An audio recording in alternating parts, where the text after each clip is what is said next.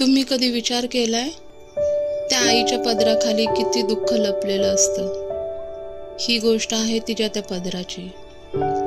नंदा, झोपडीत राहणारी एक सामान्य स्त्री, सकाळी लवकर उठून घरातलं सगळं आवरते आणि मग हातात झाडू, पाणी, साबण घेऊन इमारतीत झाडू पोछायला जाते.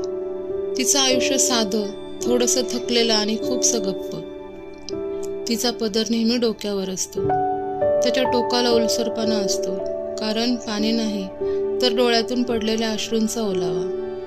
पण ती कधीही कुणाला काही बोलत नाही. ती तिच्या पदरात आपली स्वप्न गुंडाळते. आपल्या मुलीला शिकवायचं आहे तिला. माझ्यासारखं तिचं आयुष्य नको, हा विचार तिच्या मनात रोज उठतो. कामावरून आल्यावर ती कपडे धुते, मुलीच्या वह्या बघते. काहीच कळत नाही तिला, पण तिला माहीत असतं ह्या ओळी तिच्या लेकराच्या भविष्याचं दार उघडणार आहेत.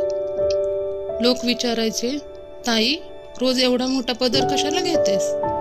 ती हसायची, म्हणायची, स्वप्न लपवायला आणि डोळे पुसायला.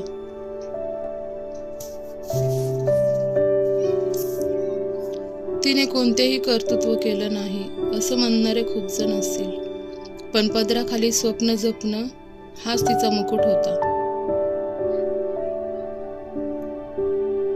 ही गोष्ट आवडली असेल तर श्रवणगंगाचा पुढचा भाग नक्की ऐका.